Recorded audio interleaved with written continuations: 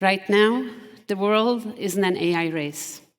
Companies, governments, universities are all racing to build bigger models, smarter systems, and behind the scenes, they are racing to build more data centers to power AI.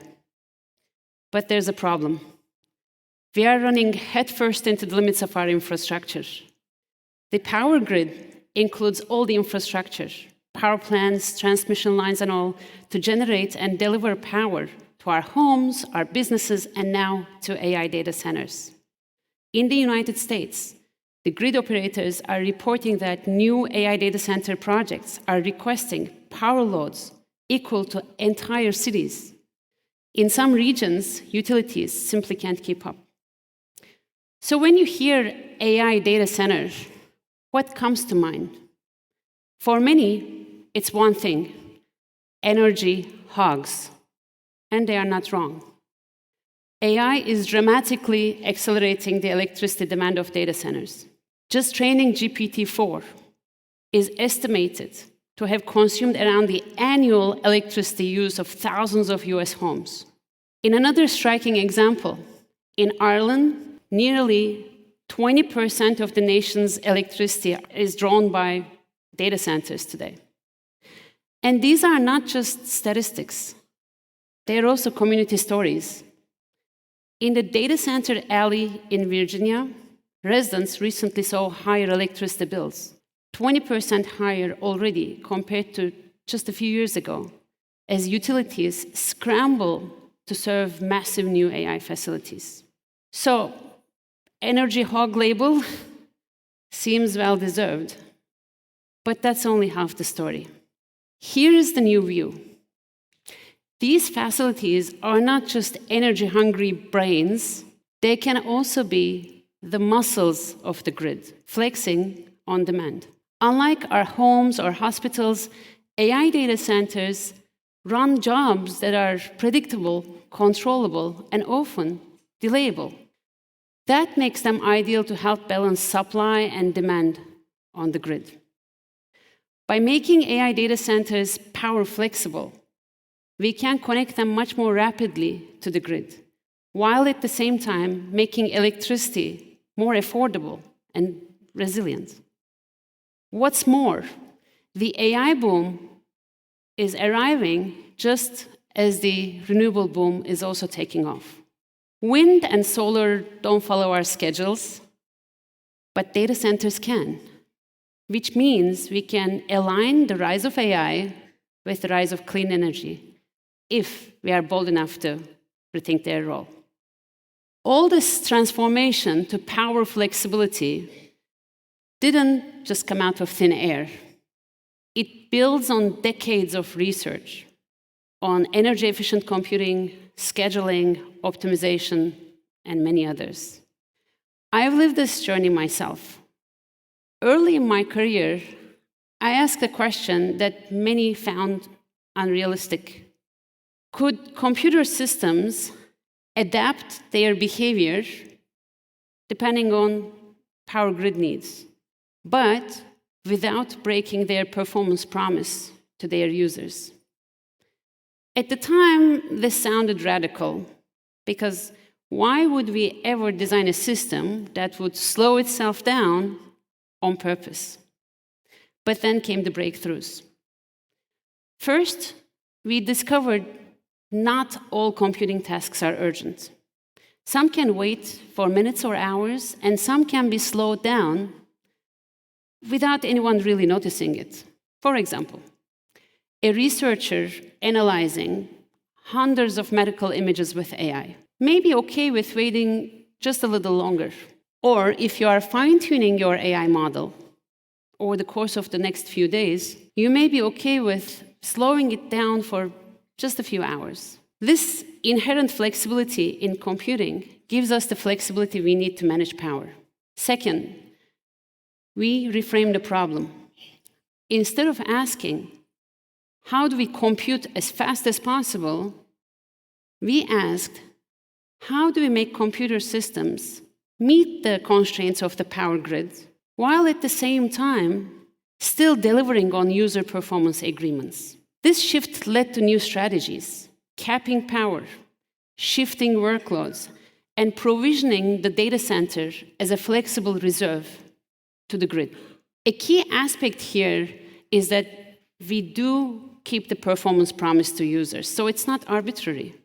User experience remains as a key target, and better yet, it becomes more predictable.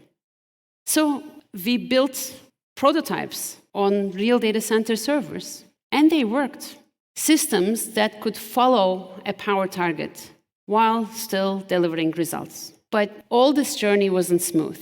There were paper rejections, funding rejections, colleagues telling me this would never work. Well, since I was a kid, I was told I'm a persistent person, perhaps stubborn at times.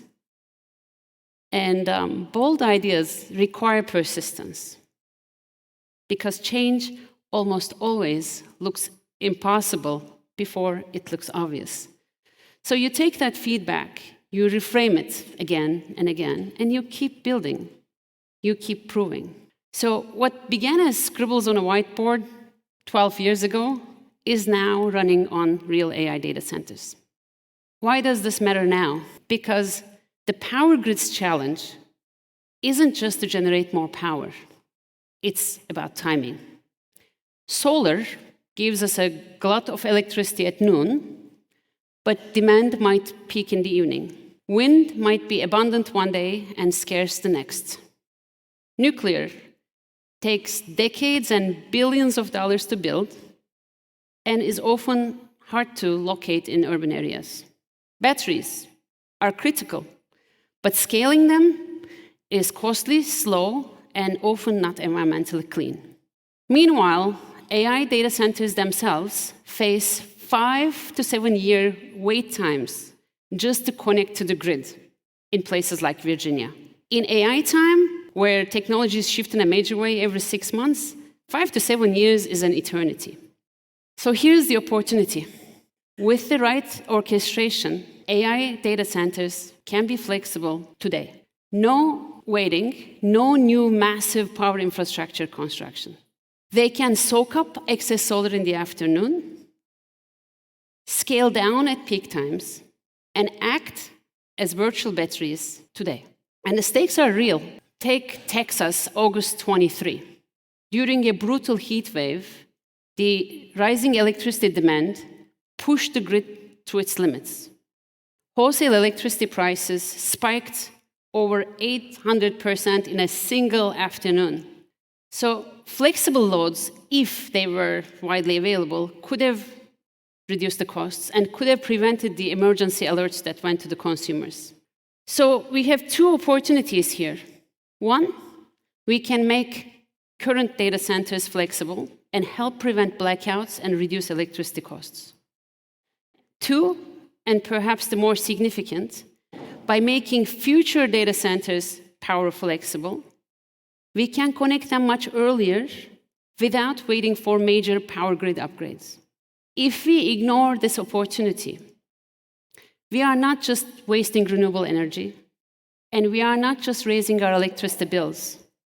We are also slowing AI adoption, making it delayed, more expensive, and less accessible to society. But there's a catch. Orchestrating this flexibility is not easy. Prices change hourly. Workloads may arrive unpredictably. Grid rules change across states, across countries. So no human operator and no single fixed data center management policy can keep up.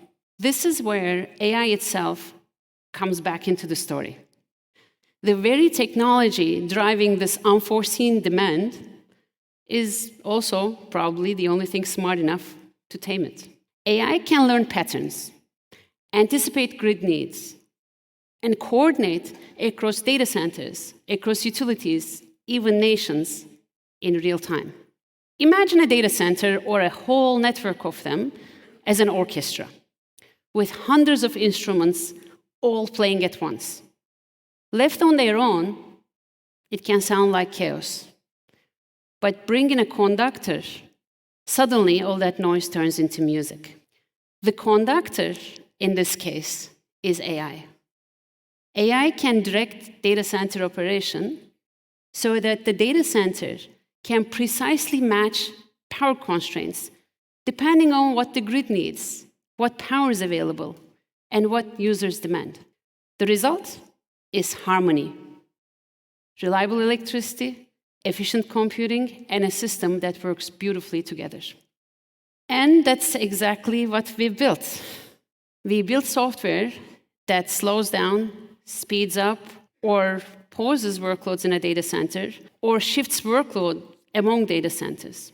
Our Conductor platform tunes performance and power at real time, all the while respecting user and cloud provider performance needs. In this way, by flexing when needed, we can connect AI data centers much faster to the grid, make better use of the available power in the power grid, and enable faster AI adoption.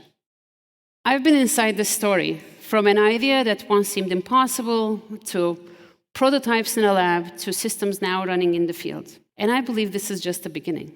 AI is already reshaping how we compute, but it could also reshape how we power the world. So the question isn't how much energy AI consumes. The real question is, how much flexibility, resilience, and clean power can AI unlock? If we are bold enough to rethink AI data centers, the very machines that now seem like a burden could be our greatest assets in building a sustainable AI future.